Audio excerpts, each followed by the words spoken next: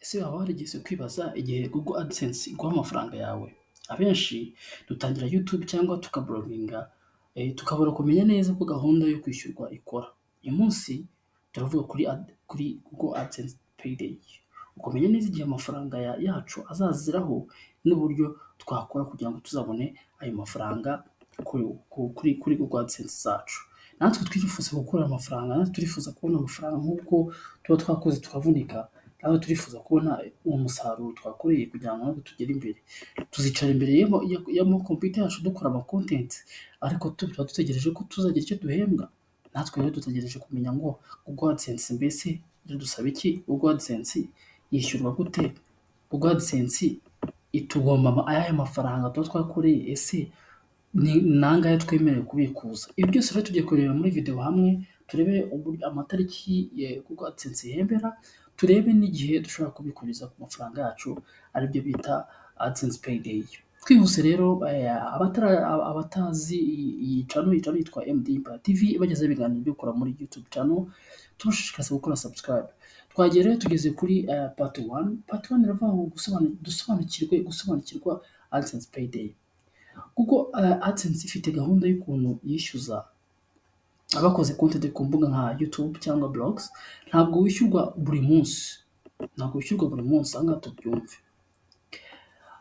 Ntabwo wishyurwa buri munsi cyangwa buri cyumweru, ahubwo amafaranga yose winjije mu kwezi kumwe azajya abikwa mbere, hanyuma wishyurwe ku kwezi gukurikiyeho. Reka dutange nk'urugero uburyo bigenda nk'uko: niba winjije amafaranga mu kwezi kwa munani, niba ukorera amafaranga mu kwezi kwa munani, mu kwezi kwa mbere kwa munani, urugero tuvuge ko mu kwezi kwa munani, ayo mafaranga ntabwo uzayabona ukwezi kwa munani kurangiye, ahubwo uzishyurwa hagati y'itariki 21 na 26 z'ukwezi gukurikiyeho. Ubundi ndavuga ukwezi kwa cyenda. Ni ukuvuga ngo amafaranga akorewe mu kwa munani kuzarangira ntabwo bazahita bayaguha, ahubwo bazayakwishyurira kuri 21 z'ukwa cyenda z'ukundi kwezi, cyangwa 26. Hagati ya 21 na 26 niho bazakwishyura amafaranga akorewe mu kwa munani. No mu kwa cyenda, ayo uzakorera mu kwa cyenda bazayakwishyura mu kwa cumi. Ni uko bagenda babikora. Ni ukuvuga ngo rero icyo tugomba kumenya uburyo, ni ukuvuga ngo ibi bituma Google iba ifite umwanya uhagije wo gukusanya neza amakuru yose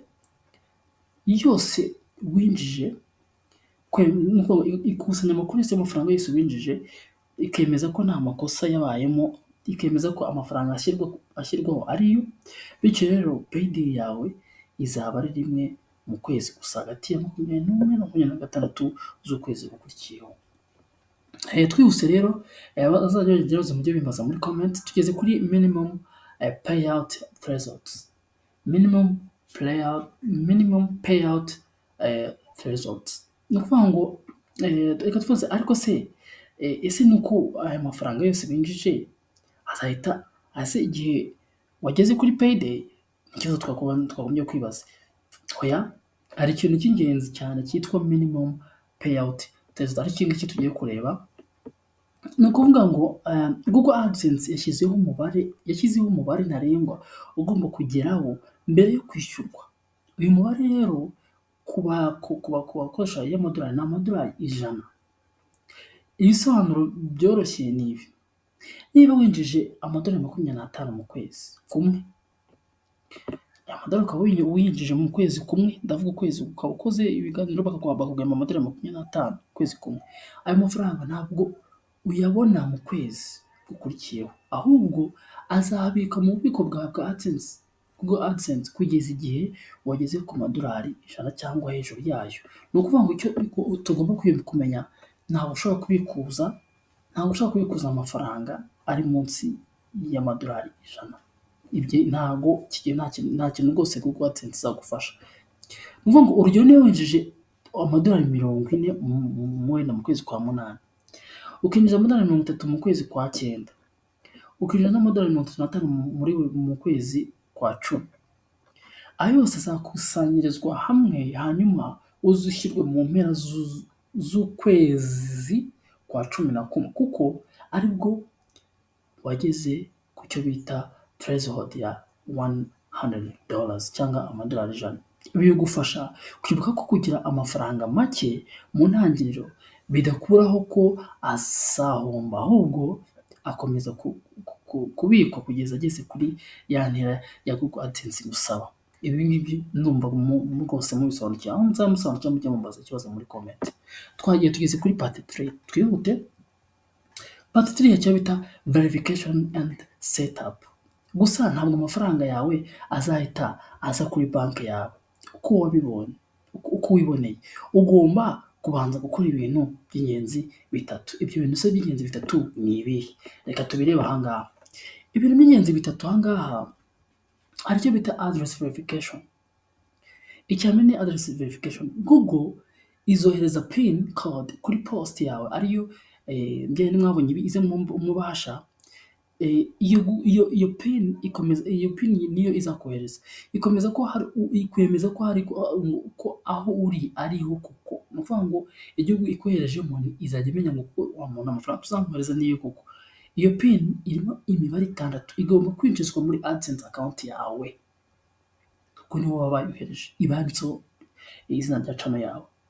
Ni ukuvuga ngo iyi tuyitondere, iza muri envelope, nta muntu ugomba kuyireba, uyuzuza rimwe ntawe uyuzuza kabiri. Tugeze ku kibazo ku kintu cya kabiri, bank account setup cyangwa Western Union. Bank account setup ugomba gushyiraho nimero ya konti ya banki yawe kugira ngo amafaranga azajye yoherezwa aho mu bihugu bimwe ashobora no gukoreshwa no muri Western Union cyangwa check, ariko bank transfer ubu niyo iri gukoreshwa cyane mu bihugu byose. Mwabyumvise? Wuzuzaho neza, nabyo nzabakora video mubyandika muri comment y'ukuntu wuzuzaho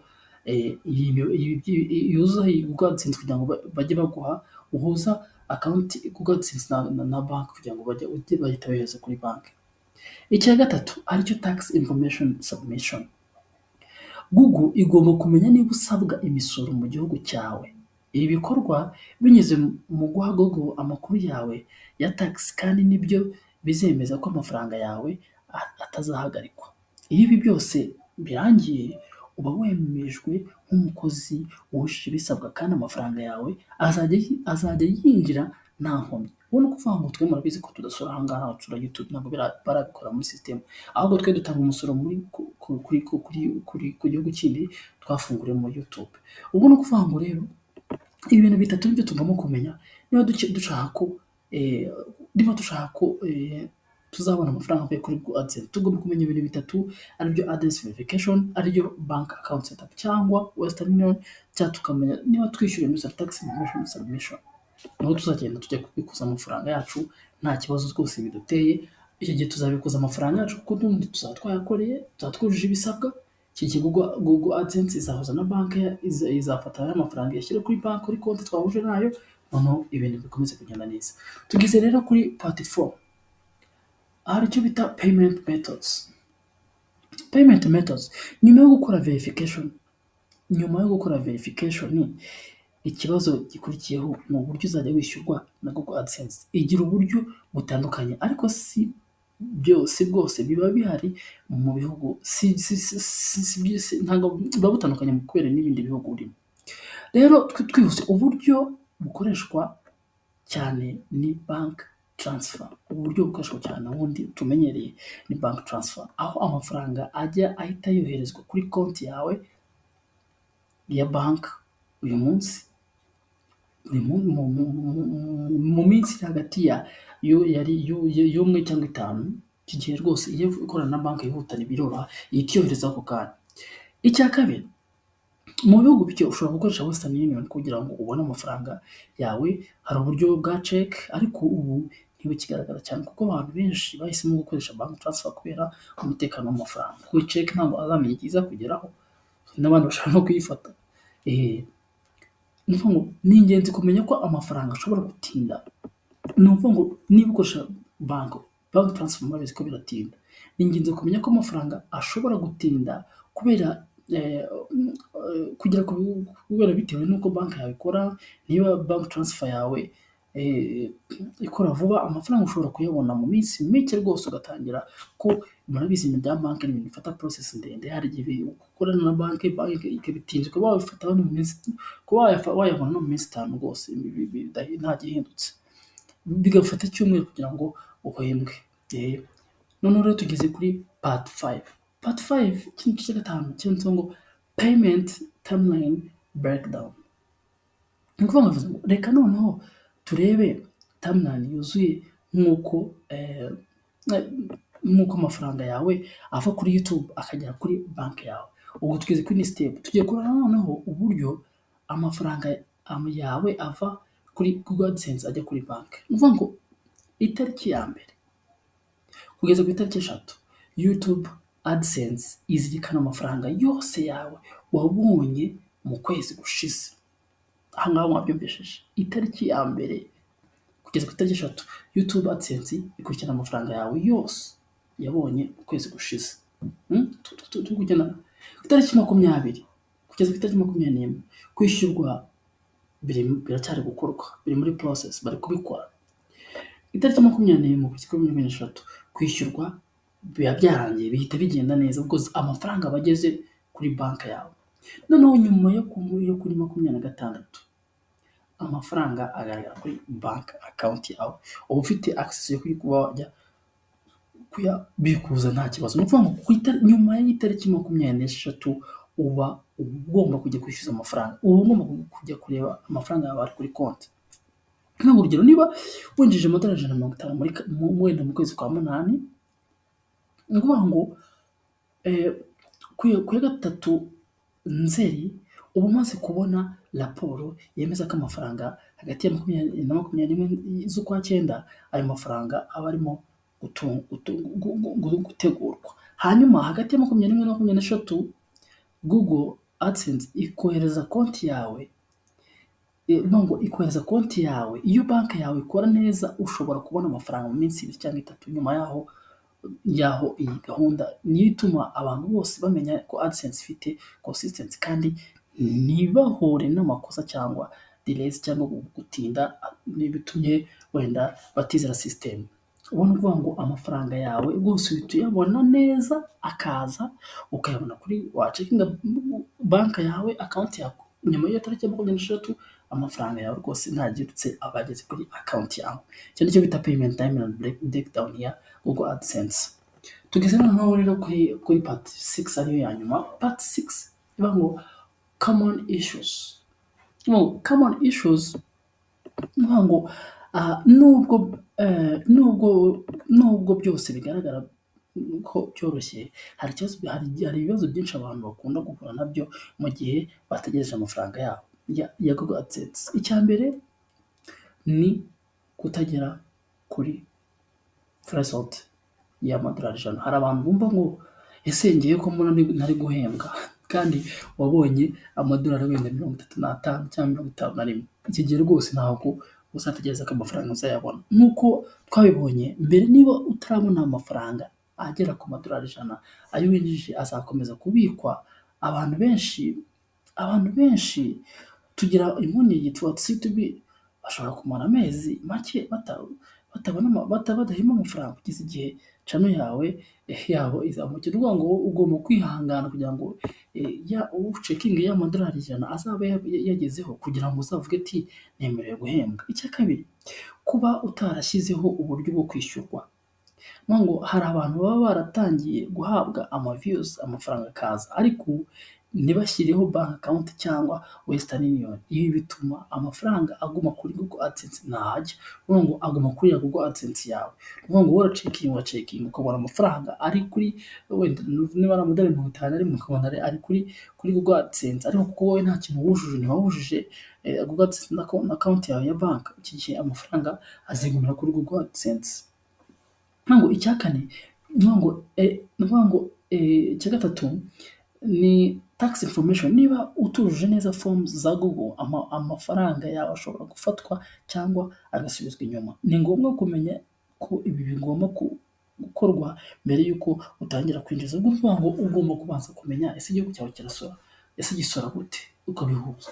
Ngo hari form uzuza iba yavuye kuri Google AdSense. Iyo form utayujuje amafaranga akazaho barayisubiza, kukumva ntabwo barabisetinze, ntibaragize ngo wenda ngo bizagenda gutya na gutya. Noneho icya kane rero aricyo cya nyuma, bank delays. Ngo bank delays bank delays ni igihe ni uburyo Google yaba yarohereje amafaranga ku itariki 21 banki yawe ishobora gutangira kwishyura kuri akawunti yawe, ibi biterwa n'uko banki yawe ikora, niyo ikora yihuta ibyo nta kibazo. Ibi byose rero nibyo by'ingenzi bigomba kwitonderwa kugira ngo igihe cyose payday igeze amafaranga yawe atazahagara cyangwa ngo atinde. Rero rwose ndabashishikariza kugira ngo mujye mukomeza gukurikirana ibiganiro. Noneho urabizi neza ko Google AdSense ntabwo ari uburyo bwo gukora amafaranga buri munsi, ahubwo ni gahunda ikomeye ifite amategeko akurikizwa neza. Iyo ugeze ku madolari ijana wemeje aderesi yawe izashyirwa, washyizemo bank account kandi byagenze neza, icyo gihe rwose uzabona amafaranga ku itariki ya 21 uvuze kugeza kuri 23. Ni ukuvuga ngo noneho ikindi, ibi bituma uba wizeye neza ko amafaranga yawe atazahomba kandi azagerayo ku gihe. Ni ukuvuga ngo rwose ntuzumve ko amafaranga azajya ahandi. Niba ukunda ibiganiro tukugezaho rwose komeza gukurikirana MD Empire TV kugira ngo umenye uburyo YouTube ikora, uko wakora views nyinshi n'uburyo wakoresha channel yawe mu kwinjiza amafaranga. Ibi bizagufasha rwose gutera imbere kandi uzahora uri uwa mbere. Wibuke gukora like, subscribe no gusangiza iyi video abandi bayikeneye kugira ngo tuzamure umuryango twese, tumenye icyo YouTube idusaba, tumenye icyo Google AdSense icyo ari cyo, tumenye icyo Google AdSense payday ari cyo. Tuzagaruka rero muri video itaha, mukomeze gukurikirana ibiganiro byacu, turabakunda cyane kandi mukomeze kugira ibihe byiza. Ciao ciao.